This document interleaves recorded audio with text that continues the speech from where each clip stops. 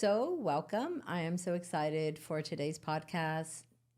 First of all, because it's a very special podcast. It's 10 years in the making that I said I would talk about sexual abuse in a manner that could be national, international, global. I've been doing it for a while, locally. I have been able to help about 1,000 plus women and men. But with that being said, this is like our first really like expansion of what we do at V Saga in a more public way. So that makes it very special. But it's actually even more special because today, being Miss Cassie Tan's birthday weekend, I'm passing the baton moving forward. She will be our peace and happiness host.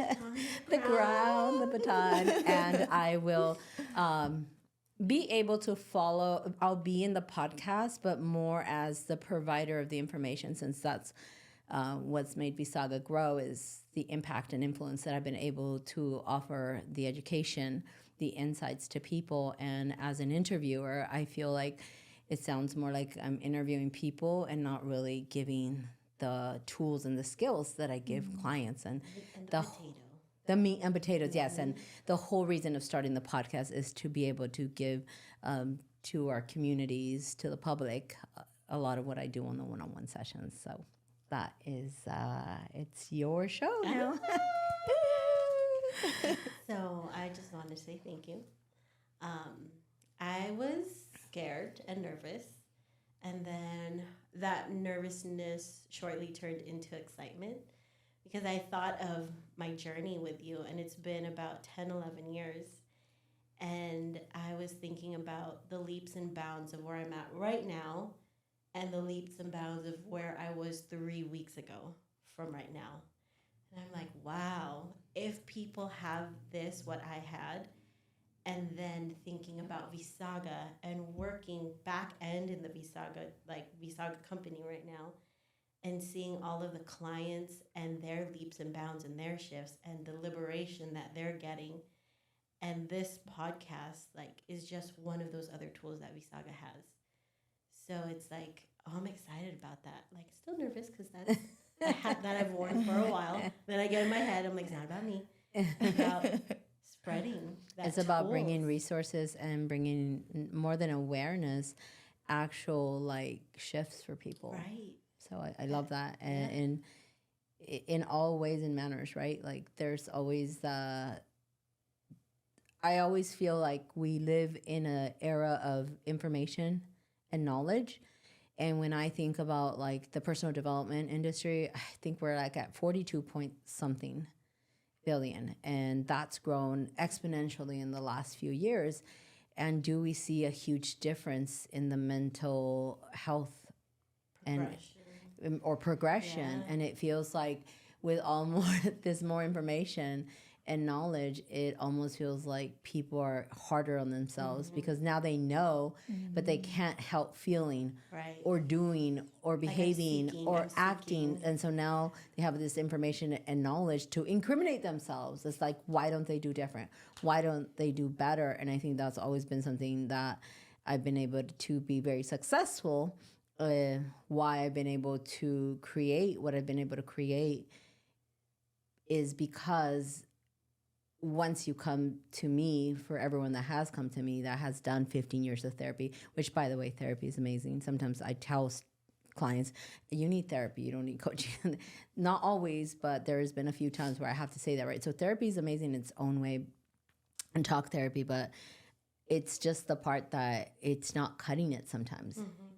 And so the reason I've been able to help the people that have done therapy for 10, 15 years, and finally they feel like, how come I couldn't get these answers, right, before? So just before we started the podcast, we were talking about one size fits all. Let me put you in a box. That's almost like what these tools have been, or therapy, sessions. Do you hit this box? And if you do, then this is what you should be doing. As opposed to really finding the root cause. What you do, what you created in Vis Saga. So I'm excited to be switching the roles here and just kind of bringing more forward of what I do for the person in a session in this platform. Yeah. So for today's podcast, like you said, it is about sexual abuse. Um, and you created a program, Sexual Reclamation Workshop. How did you go about that? Like, how was it created? What was the intention? What was the why behind it? So more than a workshop, it's actually a course. Oh. And yeah, because workshops are like a one-day thing, where courses it's week after week, right? Let me change it on the website. And the way I came up with Sexual Reclamation course was, you could never take someone where you haven't gone yourself, right? And so I remember the year was 2014, and I had reached a point where I was just in elation. And I share that Thursdays I have to wake up and I have to hit my chest because I'm so happy. And I always love Heather saying, I used to think that was bullshit until now. She's living it herself. And I remember calling my girlfriend, DeMarty, and saying, I want this. I want this for everyone. I want this for the world. I want this for anyone that's ever experienced sexual abuse. How do we get people to learn?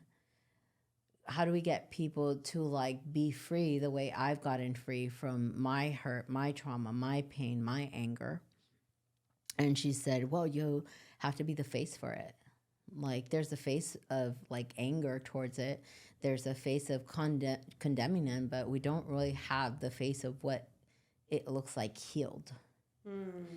And and she then explained to me, like, you know, she had worked with a rape hotline as a, I forget what they call it, but like she was like a crisis center. Yes, exactly. And so she said to me, you know, like if you go to the colleges, for example, if you've experienced rape, it's this little closet that looks like a broom closet. Like we went to the same university. You're right. Okay. Yeah. Oh, so you actually know where the room is? Yeah, because I was questioned for something that happened a long time ago. But yeah. Wow. Yeah. Okay. So yeah, she was telling me that that's the norm in a lot of the colleges, and then she just started giving me all these examples in the social construct that is society, how, you know, women or men, women are kept quiet because it's not something that you really want to talk about. There's so much shame with it, and there's so much like it all of a sudden it labels you, and so people don't want to talk about it. They just want to, you know, oh, I moved on, or I let it go, or whatever it is, right? And so when she said that to me, I literally felt like, I don't want to be the face of this. Like, this is ugly. So first I'm all excited. How do we help? And I had already had an experience with, he is the USC career development for USC, Charles Bacage. I don't know that he is still today, but I had hired him to do some motivational workshop for my staff at the time at the yoga studio. And in talking to him, I wanted to make sure that he would fulfill the need that I wanted for my staff. I just got that I was supposed to write a book about my sexual abuse experience, and it made me sick. I literally remember sliding down the wall when I realized in talking to him, and people had told me that already, but at this time I wasn't really open. I hadn't really shared my abuse with a lot of people. And so I just remember thinking like, ugh. So those are two back-to-back experiences. And so move forward, that was, Charles Bacage was in 2013. Then DeMarty kind of basically says the same thing to me. And I just really sat with it. And fast forward to September 2015, I woke up one day. I'm like telling myself, you need to learn how to do cameras. You need to know video. I don't know how we're going to do this, but we need to spread this. And we need to help people. I'm ready to be the face of it because it never touched me. It doesn't belong to me. The shame isn't mine. Like, and I got really clear. And I talked to a publisher with a book, you know, and what would it look like. And once I started really moving the wheels, I said, well, you know, I got to talk to my loved ones because my life, you know, I'm not an island. Yeah.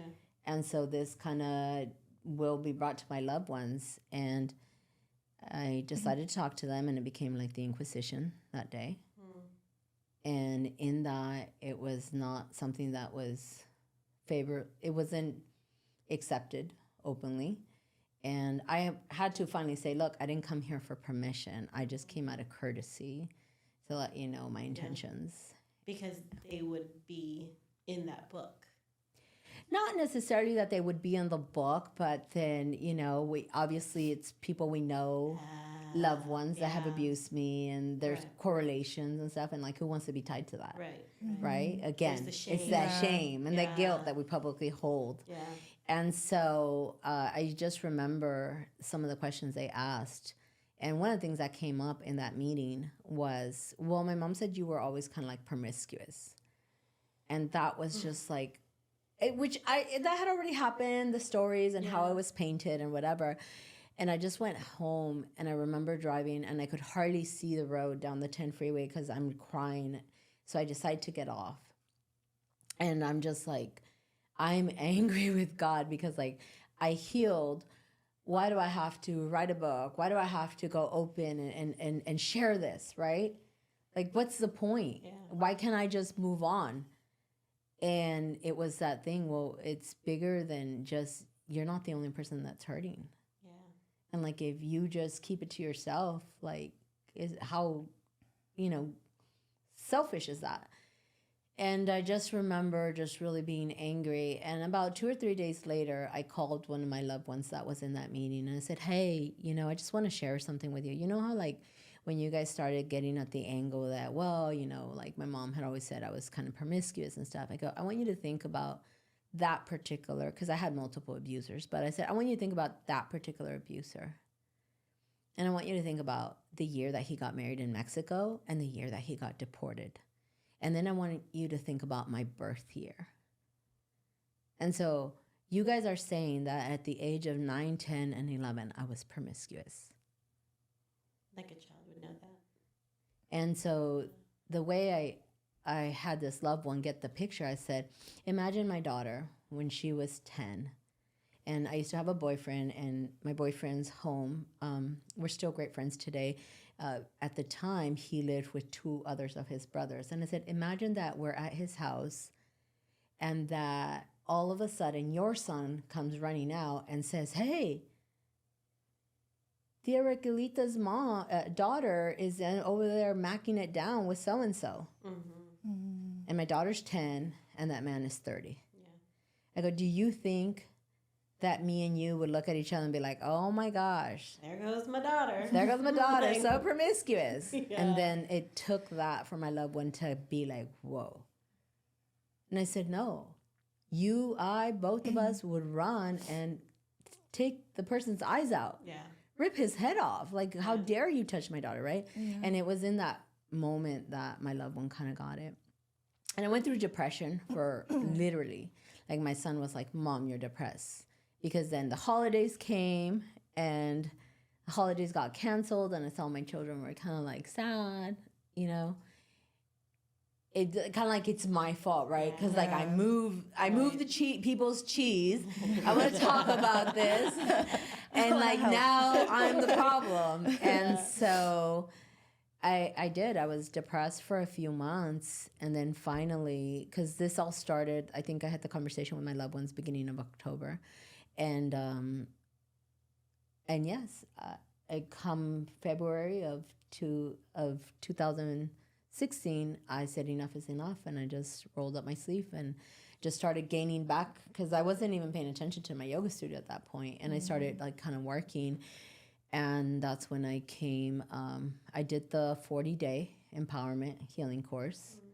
And then we're not going to get into the story of how I did the Peace and Happiness workshop, because that was not by choice. That's for another day. But that wasn't by choice. I had to step in for somebody else that was supposed to do that workshop. And so that was kind of like funny how that happened. And so through these workshops, I saw how much healing in the Peace and Happiness workshop. I particularly used my sexual abuse story to really help people understand what forgiveness is. Oh, that's right. And so with that being said, sexual reclamation was birth of, it's everything that we do in the Peace and Happiness workshop, a lot of the concepts and a lot of the concepts that we did in the 40-day empowerment healing, but it's completely like dedicated to and relevant to what somebody that has experienced abuse feels and thinks. And because I had healed it for myself, I started gaining clients, and then I just started to notice that I wasn't crying when they were, I've heard some very horrific stories. And I just understood that the pain I was observing, I knew that pain.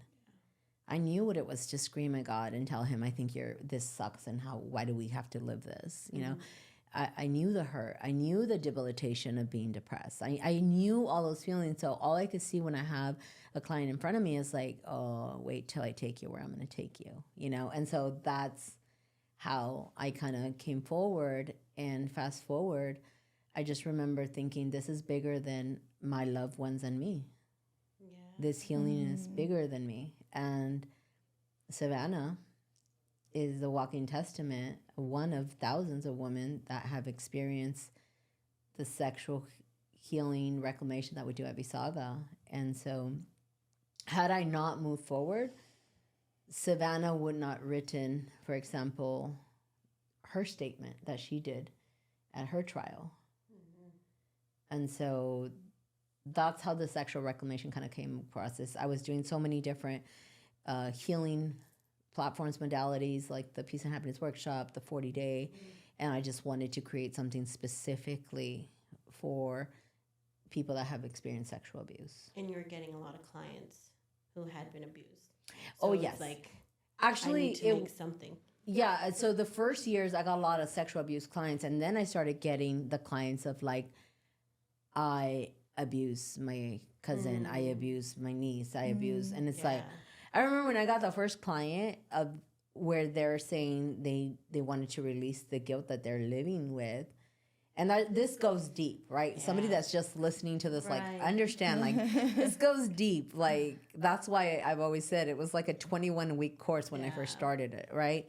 But it was a lot of people have these experiences, or it's so much more common than we ever can imagine. As simple as, like, it starts with just being playful with yourself, or you're curious, and so then you get curious with your friend or your sister or cousin or your auntie that's similar age, or all kinds of stuff. Another thing that I've definitely discovered in this, I don't believe that the numbers are correct, that 3 out of 4 girls and the statistics and 1 out of 3 boys. I think for boys it's a lot higher. My experience has been they usually don't remember. And when they actually start doing healing work, that's usually, it comes up. Yeah, but then most of them have forgotten. Right. Forgotten is my experience. And so. Can you also think, like, maybe because they don't want to be more upfront about it? Just like how women are, but with men, like, is that a difference? One is I've noticed a lot of them really didn't remember. And it's just as we start peeling back the layers of the mind, it surfaces. Or a lot of the times, because it was a woman, they don't consider that abuse. Yeah, I've heard that. Yeah. And that's a big one. But then when you describe the feelings of what abuse can feel like, for a lot of them, the light comes up like, wait a minute, I was abused.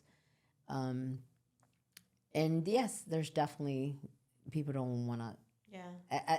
If it's hard for women to come forward for the reasons that, we're not believed or different things, the shame and the guilt, for men, it's weakness, like demasculating. Yeah, a little bit of so much, right? And you have the gender thing, and it's just intense. Definitely is huge. And so with sexual reclamation, it's really hard.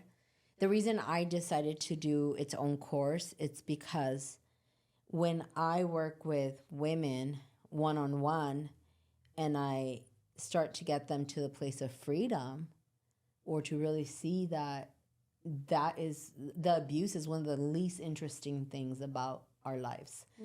Because the way, for most people, the way life presents itself, it's like there's you before the abuse, and then there's you after the abuse. And I was like, that's giving that, and I understand. I'm not trying to invalidate.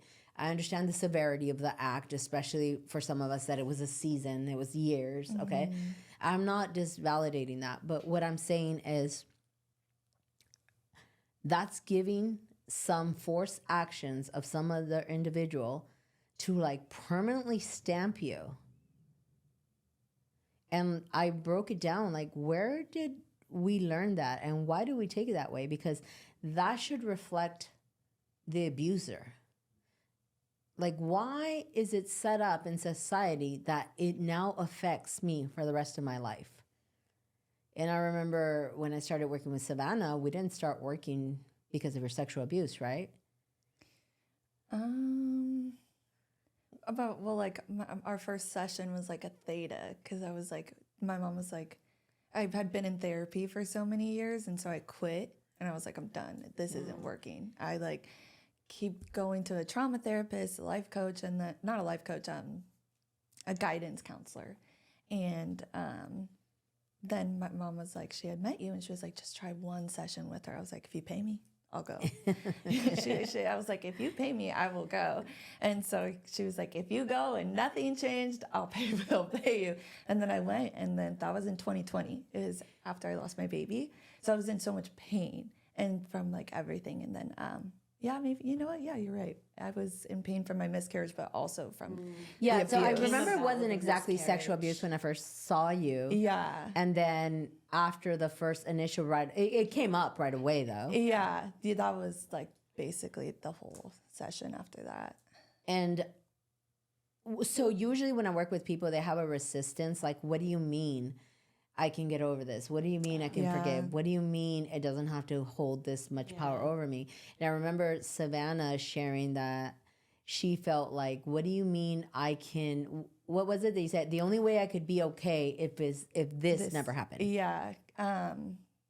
Because afterwards, with therapy, I was like, oh, I'm just going to tell her my story all over again. And at that point, I didn't cry because I was just like, I'm shoved it so deep down that I was just like, yeah, it happened. Like, but it was a mask. Like, it's like, you said it so many times. Yeah, to release my therapist. Yeah, I'm like, yeah, this happened, and then okay, like my first therapist, obviously, I cried a lot, but then I barely even told you, and then you had me do the etchy sketchy and say it 7 times, like my name's Savannah, and then I really broke down, and then afterwards you were like, you could be free of this, and I was like, you are crazy. The only way I could really be free of this is if it never happened to me, because that's where I really believed that, because I'm like, to think that there was like this, I don't know who I am. Like, who would have been if I had never been abused? Would I still be me? And then you're telling me I could be free of this pain and this. I'm like, that's not possible. Like, it wasn't possible. At that time, I'm like, I mean, I feel good. I let out a lot, but I don't think so. I remember I saw you like once or twice, and then I didn't see you for like a year. I didn't see you after that. My mom was like, do you want another one? Because I came out, and my boyfriend at that time was like, because I was so depressed. And he was like, what did she do? I was like, I don't know, but she touched my head, and then we talked, and then this. And I was like, I feel like I can fly. And he was like, what did she do? Like, this was not my girlfriend who walked in. And then, I was like, no, I'm good. That was good. That was great. Because it did scare me for you to say, like, I could be free of that because it's been my normal for so long. Like, it's like, you can't. I can't. You couldn't possibly fathom it. And at that part, it was just like you don't know. I didn't want to let it go. I'm like, that's mine. It's your story. That's my story. That's a lot of what resistance that I get when I work with people. It feels like I'm ripping their whole identity and image. Yeah. And that it's invalidating. And I'm very happy that I've never really lost anyone. For the most part, anyone I work with, we've gotten all the way. There might be 1 or 2 that slipped through the cracks, but not really. Most everyone I've worked with has always worked thoroughly. And so the course was to explain, I wanted to explain why the brain reacts the way it reacts. I want to explain why your mother needed to say you were lying. Because there's reasons to this, and we don't understand that. We are just hurt. My mom didn't believe me. My mom this. And there's reasoning behind that, and we're in such pain. and such hurt and such entitled anger that we just see the way that we were done wrong. And we want everyone to validate that. And it doesn't matter if the whole world validated it, it will never be enough. Yeah, Because there's this part of you that is angry that it should have never happened. Yeah. So you Something can't. was taken away. Something was taken away, and I'll never be okay, and I'll never be You'll fine, never get it back. and nobody can ever understand this. Yeah. Yeah. And with that, and I understand it. Like I am that person that felt very hurt for many different reasons. From, I would say for me, and it varies, everyone's different. I wouldn't say, even though the abuse was so horrible and the fear of being taken away constantly into a room, that didn't affect me to the extent that it affected me that my mom didn't protect me, you know? So for me, my pain was my mom didn't protect me. Because the men, they owed me nothing. And as horrible as that was, I'm not minimizing it. It was horrible. Right. Especially because I'm 7.5 the first time I get raped. Like literally rape, penetration. And then after that, I learned how to kind of like try and maneuver my way to not have that happen again, but I would still get molested time after time. And I had to be very like astute when I was turning a corner in the house so I wouldn't be snatched up. And it happened quite a bit up until I was 11. And I can understand all that, but at the end of the day, what hurt me was that in one of the stories for me is that my brother said, I'm going to save us. I'm going to get us out of this. I'm going to show mom, because we would tell her and she didn't believe us. She says, you just are trying to break up my marriage. And he's like, what about if we show you? And so he told me, okay, we're going to act like we're going to make a phone call. This is the 80s, right? Like, we didn't have a phone in the house. And so I remember he says, just go in the living room and he'll start trying to abuse you. And at that point, we'll come in and mom will see us and we won't have to go through this anymore. And, you know, as a little, I think I was maybe 9 then, I really had to like trust, like, okay, my brother has my back. And my mom walked into it. And nothing got done. Like she screamed her head off, told him he can't be doing that, blah, blah. And then we're just stuck now we're 2 little kids, 9 and 11. Everyone knows. It's out. It's out. And it's okay. And so you see, to say that I was angry, oh, that's an understatement.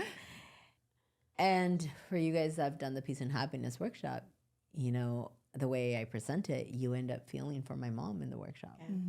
I know, I wanted to ask, like, walk us through that process, that liberating process for you, and to be at a good place with your mom. Like the whole process? We don't have time for that. No, not that. No. What do you mean exactly? Like, you're saying that you had more anger towards your mom than it was the abuser. The abuse, yes. Yeah. Because I never, like, the abuse itself, I never internalized it. Like, it never defined me. It was always, like, for me, it defined them. When I grew up and people, started painting me a certain color, and I'm a mariposa. It's a Spanish song where she's like she's a hoochie, and and when people tried to like say, oh, she was promiscuous, that's why. When it's like, oh, she had a boyfriend at 13 and went away with him, I got kicked out of my house. I didn't go away with him. Right? So there's all these ways that I'm being painted. And so later on, society taught me that I'm dirty and I'm damaged. Yeah. But I would say from like when it happened to like about 14, 15, I didn't think it had anything to do with me. That was on them. I was more upset and hurt with the whole mom. Yeah. And so, that was for me, that was the hard part. That was the intense part. Everything else, like, I didn't care. Later on, I adopted what most sexual abuse women take on. I'm dirty, I'm damaged, you know, I'm unclean, whatever, I'm broken, because that's what society tells us that you Is are. that some of the same experiences that you had? I feel like I developed that so soon, like really I internalized it because Your abuse started a lot younger than mine, though, right? yeah, I was 4 turning 5. Okay, yeah. Like I remember my 5th birthday. I wasn't 5 yet, but I was 4 turning 5, and I remember like that's when it happened, like the molesting. And then I specifically remember because I left the room and I was just like jumping in the jumper, like this was a weird morning. But my cousin was there, so I was so excited because it was from my dad's side, my dad's family. My dad passed away, so they were always a little bit more special to me. I'm like, oh my gosh, my dad's side. And it was confusing. And I obviously later on, like, because he was my mom's husband at the time. I can see that you internalized it because you know what I teach you guys, that if we look at science from gestation to 7 years old, you're in a theta state. You're just a sponge and you're just taking in energy. Even though a lot of people think our 6 and 7 year olds are conscious, they are not. They're just parrots. Things that are happening. Yeah, they're just parrots, and they're just like, their consciousness is really just an outer expression of the parents. Where when my first time that it happened, I was 7.5. So I knew, first of all, and I was raised, I was a little princess. I was, and I had an uncle and an aunt. It's so cool because like I have like 3, I would consider I've had 3 dads in my life and 3 moms in my life. And at one point, somebody was always taking care of me, and I was being flipped from home to home. But I was a princess. It was like I was well taken care of. I got new clothes for the week, almost every week. I mean, I was really like spoiled. I had a nanny, and it was just amazing. My life was amazing. And so by the time that it happened the first time, I was like, this is wrong. Like, this isn't okay. And it wasn't like I did something wrong. I felt like he did something wrong. Like, this isn't okay. But I just remember when somebody came to kind of check in the room where we were, and I was underneath, like, we were in the bed, he was on top of me. I remember he saying, shh, shh, be quiet. So I knew, like, it was bad. And we weren't supposed to say anything. And at this point, this particular individual had been kind of harassing me and my brother and trying to push us to play with each other or do things. And we were like, nah, like, he's sick. So I just remember my brother telling me, if he ever touches you, I'll kill him. And so that stuck with me. That's why I didn't say anything. Yeah. Because to this day, and my brother's been away from us 23 years now. So if he happens to come across this podcast somehow, this is probably the first time he's actually finding that I did get penetrated. It was one of the first times. Because after that, we were always just trying to run away from being molested. And so, yeah, that was like just huge. And so I was already conscious.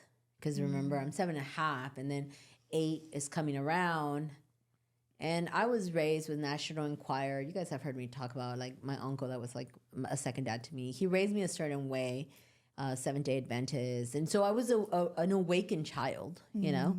And so I just knew that was wrong. And I knew they were wrong, not me. So I never internalized it. I internalized, like, my mom, like, why didn't you step in? Why didn't you protect me? And I don't want to ruin for people that do the Peace and Happiness workshop to give the story here. So because I think if I have to rush it and it loses its value. But all I can say, when you guys go to the Peace and Happiness workshop, you guys understand everyone ends up, at first they want to be mad at my mom. And when I finish understanding all her background, and when you understand the brain, and when you understand all the science that goes on, you have no choice but to feel for that woman. Yeah. And that's why, I mean, my mom's my queen. And I understand that for a lot of women, there's like, no, how could a mother do that? It's like, there's the thing is, protected me. Yes. But here's the thing. We all want to be understood, but if you want to heal, you have to understand. And that's what the sexual reclamation course is. That's why I created it. It helps you understand, why do we keep going millennia after millennia after this? Why is this such a sick thing that continues? A, we don't talk about it. B, we don't understand it. C, Yeah. and you know what I always say, if you can't understand something, you can't change it. Right. You can't reverse engineer it. Yeah. And so that's one of the reasons that it's like, I could be mad. I could still be mad. I was very mad for a long time. I was very angry. I was very closed off. We were just talking earlier today how I told you, like, my friends are very few and selected. Right. And there was a lot of reasons why, and it has a lot to do with the abuse. I enjoy expansive amount of friends, but like, I mean, my circle, like where my walls are completely down, those are few. And it came a lot from the abuse. And so for me, though, what I really came to understand is, it's just, we can be upset or we can seek to understand. And that's where the thousands of women I work with get to the point. And there's somebody that works at a shelter, and she says, I was sharing the ideas that I learned with you and how, to me, they're so real and they celebrate it. Like, they liberated me. Yeah. And she was telling me how, like, the people were mad at her. Like, they were angry. Like, how can you say that? Because it feels like we're making it right. Yeah. And it's not. And that, to me, is what I think, Savannah, when you called me the day of your trial, and I remember you sharing with me, it's, I want to say, and I want to make him understand how he made me feel, but I don't want to condemn. But at the same time, you just had a lot of mixed emotions. Yeah. Well, because I loved him so much. Like, there was that, like piggyback a little bit, because like I remember when my mom, I was around third grade, so I think like 8 or 9, and she was like, that's when we had that talk, like, you don't let like men touch you if they do. And I remember I asked her, I was like, well, mommy, what happens if they do? And she was like what would happen? She was like, I would kill them. And so I was like, we're doing something wrong. I put me in the boat with him. And then and then that's what he would tell me, you know, like, after any time he would molest or rape me, you know, he would tell me, I love you, somewhere along the lines that like we could be taken apart. And I lost my dad at like the age of like 1.5, and he was to step in to be my dad. So I'm like, I can't lose my dad, and I can't lose my mom, I can't lose my siblings. So I just was like, and this is our doing. Like, I made it. Like, You were part of that. I'm a part of that. And like, I didn't really understand how That makes sense, bad how it you was. internalize it and how you put yourself, like you said, in the same boat. That makes perfect sense. I'm like, I can't. Like, I would do, like, we're wrong. But so it's And that's what I mean. That's why we keep recreating the same stuff, because like, you're told, I'll kill him. Yeah. So you're like, let me stay quiet. You're I'm gonna thinking like, I kill, don't want my like, brother father to be figure. fighting this adult. You know, my brother's a kid. I don't want him to be fighting this adult man. It reminds me of Maya Angelou too, the poet, and how she apparently went mute for a few years because I think her father and brother, or one of the two, killed the man that abused her, and she felt responsible for the death of the man. And so you see, like, nothing Put it we on don't you. heal, we don't move forward, and here we are. And so I'm not telling people don't be angry, don't be hurt. Like, trust me, I know what that feels like. However, if you want to truly move forward and have it not repeat in your children, or at least minimize the probability, you have to heal it. You have to deal with it to heal it. So I remember the trial, you called me because you had all this confusion, you had all the rightful feelings. Yeah. I And had then just finished the sexual reclamation too. You had just finished the sexual reclamation. Yeah, it was like boom. And then Right. And then my the trial trial. got postponed from like 2016 to 2021. And like, that's when I really started working with you. Like, I decided to go with you instead of rehab. So it's another story though. And then, then I did the Peace and Happiness workshop, and then I did That's the when you sexual really started reclamation. working with me. When you came the 1 or 2 times and I got you out of depression, you were gone for a year, and that's what it was. But I didn't want to say it because I'm like, well, she's not sharing it, so I'm going to share it. But I was like, no, it wasn't for the sexual abuse. It was the rehab. You were going to be sent to rehab, and mom had given you the option, either work with her or you're going to rehab. Yeah, but you were the first person, because everyone could have told me, like, why were you doing drugs? You know you have an addictive personality. You know they're bad for you. Like, why are you doing them? I'm like, I know that they're bad for me, but I don't care. Like, I didn't even know how myself to get them to see. And like, they're sitting here yelling at me, and I'm just sitting there. Anytime, which this isn't with sexual abuse, but every time I'm coaching parents and they're so upset because their kid is doing drugs or smoking weed or whatever it is, I'm like, how about we get more curious about what's behind that? And what are they trying to shut down or escape instead of being so concerned? And I know they are concerned because drugs is obviously a telling sign that something can go, this life can horribly go wrong. However, it doesn't come across like that. And so I remember with you, that's what I did. Like, well, let's find out why you need the drugs. You were like, so what was it? And I was like, well, you asked me, you were like, what did it feel like when you were on? I was snorting fentanyl at that point. Like it was really, and you helped me realize, I was like, I felt normal. Like when I was on it, I just felt calm and like happy again. And like, I wasn't happy after, like, I wasn't happy anymore. And then after losing my baby and then the abuse and everything that came, I internalized so much from that. And you were like, so was it that you were in pain? And I just remember I was like, I was in pain. Like you could see, like you get it. Like you saw that I did it because I was in pain. And I was like, okay. And we started working on releasing the pain. Yeah, that's when I was like, okay, I'm on board. Like you knew how to word it and I didn't even know how to. Like everyone asked me and I'm like, I don't know. And then there's that, you're using it as an excuse. And I'm like, no, but I'm really in pain. Like I am actually, I am dying on the inside. One thing I like to share with the listeners is that a lot of times we think we're in pain because we were abused, or we're in pain because our parents didn't stand up for us or somebody didn't believe us. We're actually in pain because of what we're making those things mean about us. I'll say that again. Yes, those are horrible things. But at the end of the day, we're in pain because of what we're making that mean. And I remember my older brother, and he left our family 23 years ago. And I just remember that was his big thing. They don't love us, you know? And so I got, oh, well, that's why my mom didn't defend us, because she didn't love us. Little did I know the human behavior understanding that I would have why she actually did it.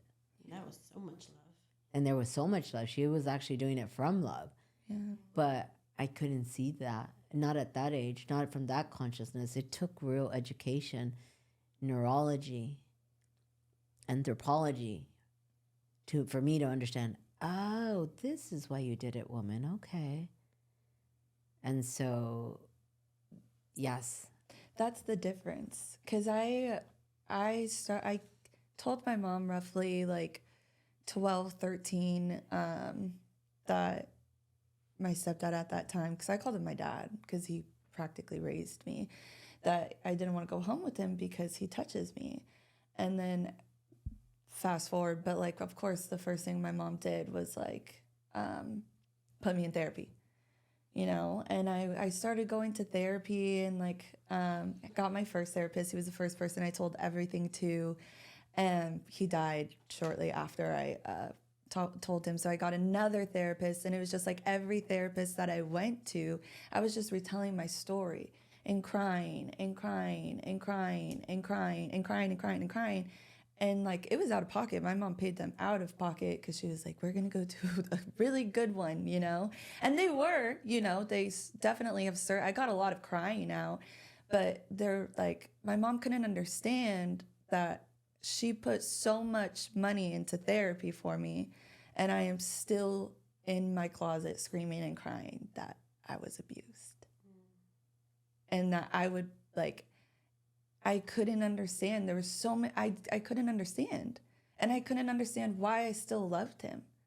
Why am I still trying to protect him? Why, like, I still love him. And then there's people like, hell no, like, he should not be, no, he did something so wrong. Right. We hate him. Like, how could you? And then there's the, So now you feel crazy. Yeah, I for sure. And like, he took your childhood away. Do you not see that? Like, look at this little girl. Like, that's how little you were. And I'm like, but I still love him. Like, I don't know how to explain it to you. And with the sexual reclamation, it really, like, yes, the statement, I was there to be able to say that statement, but like, I am here today because of sexual reclamation. Like, had I gone to rehab, had you not decided to not just keep it to yourself, I either would still be in and out of rehab or like, I don't know, because it was a toll.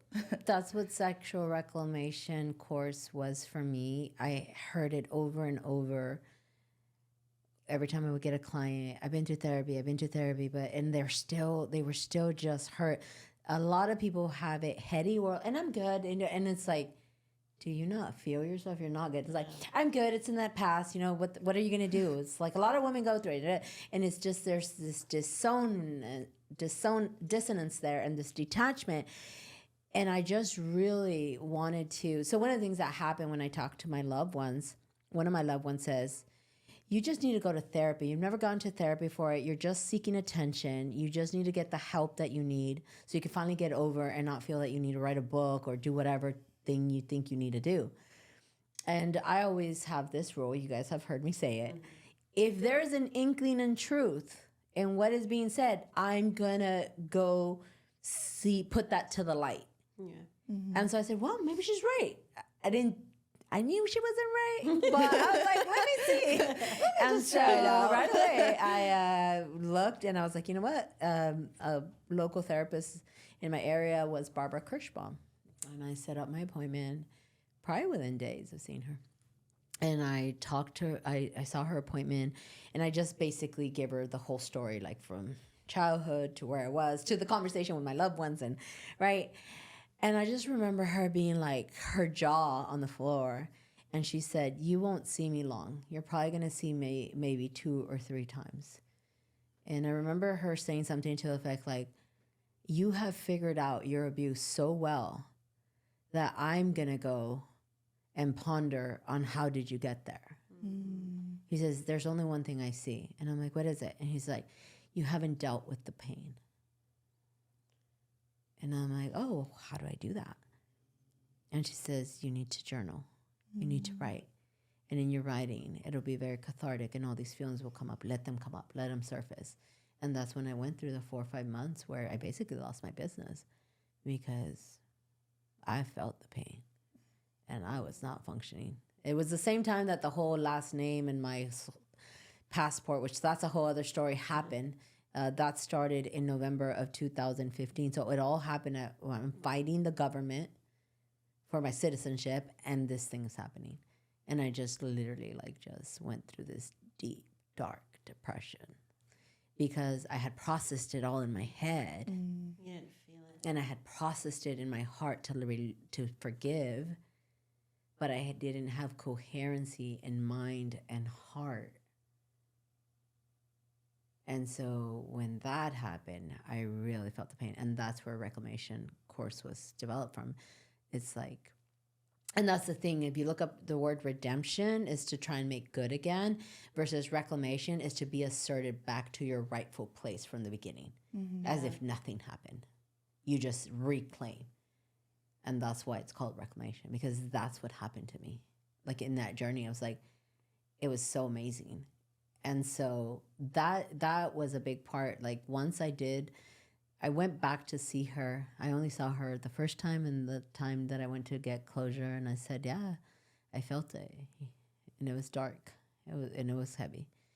and I screamed at God, and it was one of the times where I challenged again, because that's why I went through an agnostic atheist in my mid-20s, late 20s, and all of those feelings came up again. Like, how could you exist? How could you be real? And a lot of us are going through this. And so everyone knows where I stand with God today. Me and him are best friends. So, but yes, that's where Reclamation came from. I was like, this is why people won't allow themselves to actually feel. All these people that I keep getting that did therapy, they actually haven't felt it. And why would anyone try to feel this? Like, why do I want to do it all over? Why would I want to feel this? Yeah. You know, and you think you felt it, but you haven't. You pushed it down.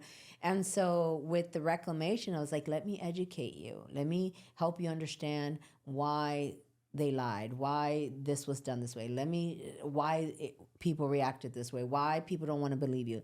Let me show you about society. Let me show you about anthropology. Let me show you what your brain is doing. Let me show you what their brain did, what your mom's brain did when you first told them, the possibilities, because everyone's situation is different. So now that I'm teaching this, people are getting like, whoa, well, you saw it. Heads are popping like, whoa, like people. I remember one of the classes that I've done, the person was like, this is like a slumber party. And they went through deep stuff, you know? And so yeah, and even then it's a journey. Today I'm very good where I am with my journey. And like I said, I could talk all the details. Anyone can ask me anything, and I'm not going to choke up, and I'm not going to tear up. I was kind of in my feels yesterday and today, and I didn't really understand why, because I kept checking, like, well, is it that I'm not okay with sexual abuse? Yeah. And then what finally came to me after our soul cycle class, it was like, no, I'm actually crying because I've done it at a local level, but putting this YouTube together for it to go far and wide, I was emotional that I'm doing it. I'm doing what I said I would do, and it's like surreal, and it was like, wow. So without sexual reclamation, without having decided to just not let it label me, like, I know I was a survivor, I was a victim then during that period, but I don't even like the label, oh, you're a victim of sexual abuse. I was. There's no way in my life that you could look into my life today and say I'm a victim. Like, I am a powerhouse, right? Yeah. I was a victim then. Yeah. Right? And some of us will stay a victim for our entire life because we never get freed. Yeah. And that is my goal in creating what I created, is to get people free. And I remember you calling me the day of your trial. Yes. And you had a lot of, because the prosecutors really went after you. Not the prosecutors, the defense. Yeah. Right? They're trying to make you look a certain way. They're trying to make mom look a certain way. Yeah. And that's their job. Yes. And so now you got so many conflicted feelings because you do care for him. This was a person that was not always abusing you. Yeah. You didn't even knew it was abuse at one point. Yeah. I thought it was love. Yeah, you thought it was love. You were groomed, and that's deep. That was deep, something we covered. That's not even covered in the sexual reclamations in the past classes, but it will in the next class. We uncovered that like a year ago. So you have all of this stuff going. So read us your statement, and what was the result of people like the bailiff and the judge, like, because you know, like a movie. I wish it was recorded. At least it felt like a movie to me towards the ending. But like, even the people who came to support me too, they were like, yes. Like, my mom didn't even say anything after. She was like, she nailed it. She's good, because they give the victim a statement, and then they also allow anyone else to say something too. And my mom was like, she did amazing. Nobody else. Yeah. But yeah, I haven't read it. I know I helped you that morning, but I've never heard it. So yeah. Okay. This is the work of just deciding to move forward. Like, I didn't even put my victim statement. I put my statement. Okay. I haven't read this since the day of my trial. I was honestly conflicted on how to start. This is also February 22nd of 2022. I was honestly conflicted on how to start this statement, trying to write down how this affected my life throughout the years. I kept asking myself, well, where do I begin? So I'll start from one of my earliest memories with Ron.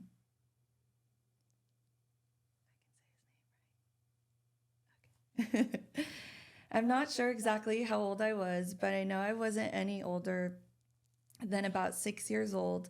And from how I remember it, we were standing on this bridge at medieval times, and my mom was recording us while we did this dance we made up, and you were laughing. It was the most simplest dance, but it was a dance we continued to do even as I got older, so it became like a special thing.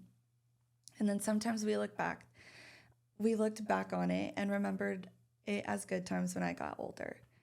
From a young age, I knew Ron wasn't my biological dad, and he came into my life when I was just a baby. So he was all I really knew, and honestly, growing up, I really didn't feel like his stepdaughter. So at this point, I'm talking to him. I said, because I trusted you. Breathe. I trusted you to fulfill the spot of my biological dad, George, who was no longer able to be here because he died.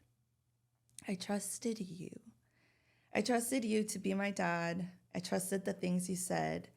I trusted the things you said, the things you did. I trusted every single promise you said to me, and you failed me.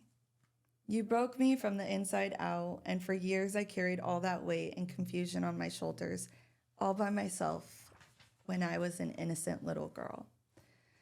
You took my childhood away from me. When I look back at photos and videos of myself from the ages 4 and up, my heart aches, and majority of the time I start to cry. I cannot comprehend how someone can look at a little girl and do the things that you did to me. When I look back at those photos, I cry and wish I could travel back in time and hug my younger self. I wish I could hold her and protect her from you. I wish I could go back to my 9-year-old self and say, this is what adults do together, and no, it's not okay. I know it's confusing. I wish I could tell my 10-year-old self that faking a period so that your dad won't touch you anymore isn't normal. Or back to my 12-year-old self, when she finally said something to her mom, I wish I could tell her it wasn't her fault. You're not responsible for him relapsing again. And to when I was 14 years old, and I wanted to take my own life because I was so angry, confused, ashamed, dirty, and disgusted to be in my own body. Screaming back because I wanted all the weight I had been carrying that you caused me to feel all to end. Truthfully, I wish I could go back to every age from 4 to 21 years old and help navigate through the storm and keep telling her, hold on, because pain ends. I spent majority of my childhood feeling so alone and confused. I thought that what I had was trust, but in reality, all it ever was manipulation. I was manipulated by you for years. I was manipulated to trust you, manipulated to believe that you loved me, manipulated to believe you would ever stay clean for me or the family, manipulated to believe you when you said you would never do anything to hurt me, or when you said you'd go to jail for me if that's what it meant for me to truly heal, or when you said you loved me like your own, and I was manipulated into ever believing that you ever cared about me. You never meant any of the things you said to me, especially the pathetic I'm sorry speech you said to me after every single time you raped me. You groomed me into thinking that it wasn't okay what you were doing, but loved me so much and you didn't want anyone to hurt me. But yet you were the one hurting me. I love you, Savannah. I just can't handle myself. You're just so precious. And I love you. Please know that. And I don't want anyone to hurt you, is what you would say at the end of every speech. I have spent countless hours over the years crying myself to sleep, screaming into my pillow in my closet so that nobody could hear, begging my dead dad to come back and save me, begging God to take my life, trying to fill those empty holes I felt inside of me with something or someone. I wanted all the pain I felt to stop. I have been in so much pain since you entered my life And even after you left, I have had to spend years trying to pick up all those shattered tiny pieces of myself back together that you broke. You broke me. You broke me and left me hanging on the thinnest thread to try to put myself back together. I have spent a lot of time trying to fill voids I had in myself. I tried to fill it with relationships, but I couldn't be with the guy who cared about me, treated me right, loved me with all the issues I came with. I wanted to be with the ones who would hurt me the most, but said they loved me because that's what I thought love truly was. I also never thought that a dirty, broken girl like me deserved to have a man treat her like a princess because I was too damaged. I had a really broken version of what love really was, and it took me a long time to finally see what healthy, true love is. I would say throughout all the years, my darkest ones were ages 20 and 21. At those ages, I felt like a zombie. It felt like the bubbly, bright, energetic, and happy Savannah everyone knew died. I shut out the world. I shut out my therapist. I shut out my friends, and I shut out my family.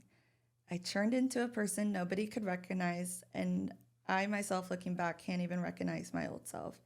I felt like nobody understood me. Nobody could understand all my pain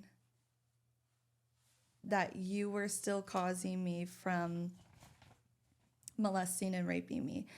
I hated myself. I couldn't stand being my own body and all the triggers that would come back up from you. I wanted to die, and I almost did.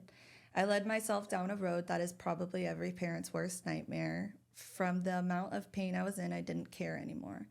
I didn't care who I was hurting or what I was doing as long as the pain of you was gone from my head and my body. I wanted it all to stop. Death seemed more peaceful than living at that time in my life. If it wasn't for my mom, God, my family, and the people who loved me and couldn't give up on me, I probably would not be in this courtroom reading this statement.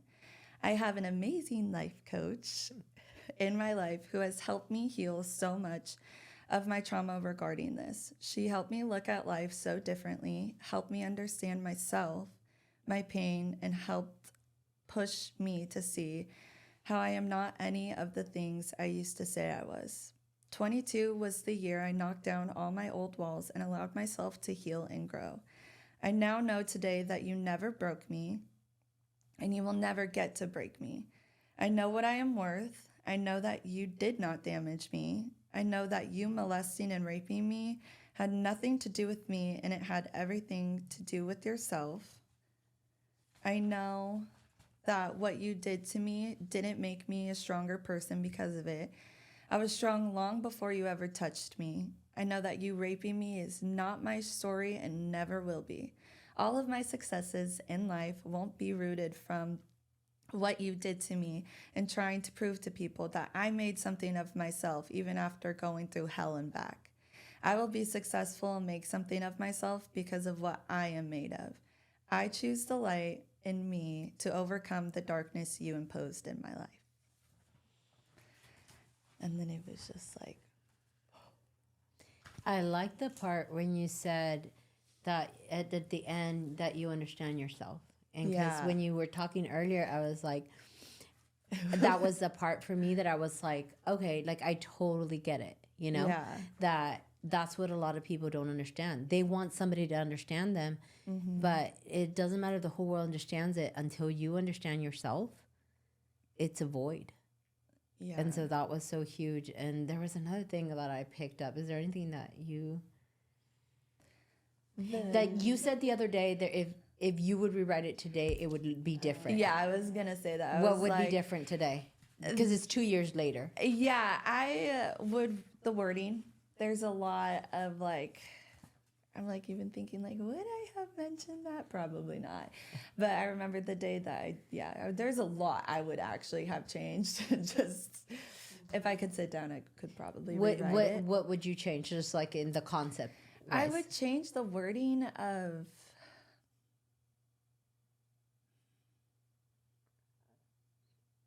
I've been working with you for 3 years now, so I know I know where you are today is very different than what that letter Yes, is. this still feels like very victim-y to me. Like when I was reading it, I was like, and I'm angry. In this, I can see reading it, I'm like, and You want him to feel it. yeah, I'm like, you did this. And today, what's the difference? The difference is that Do I you need just- him to feel it? no, like Wow. I have love for him. I'm at peace. I know that So you're not trying to put a thumb over his head for him to get it. no, 'Cause and you like get it. even and even when people are like, well, what happened with the trial? I'm like, he's in there for life. They're like, good, and I'm like, that to me was, I mean, Yeah. okay, I get it. He's not going to be able to hurt anybody or do that to someone, Got it. But it wasn't like from a like you did this to me and now you have to be in jail for the rest of your life and go sit in the corner and think about what you did. Okay, I never heard the letter, and that does seem like Savannah 2022, but I know Savannah 2024, and I just want to applaud you for continuing to do the work. And yes, our life is so much more meaningful.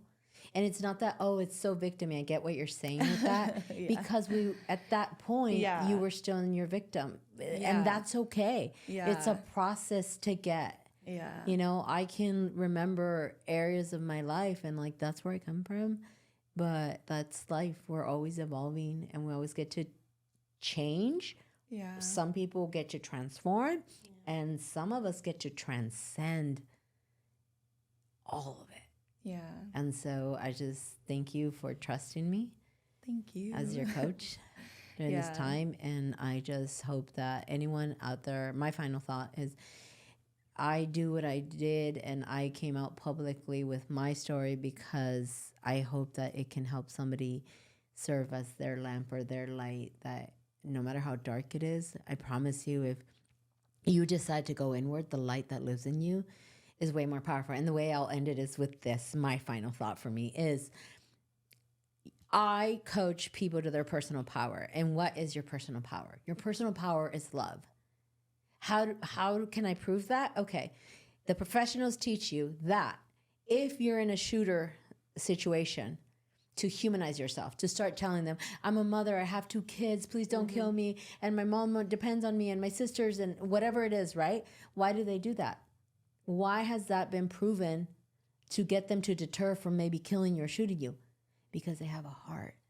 And underneath all their pain and all whatever has happened to get them where they are right there in that Yeah. moment, sometimes they're still reachable from love. That is our personal power. Become a human. And so it's Yeah. not that I'm trying to excuse and the people that have done this. It's like I'm trying to get you back to your personal power and your light, because my life should not be taken along with theirs just because they impose themselves for a season or a one time or Yeah. whatever. They don't have that kind of power. Right. Yeah.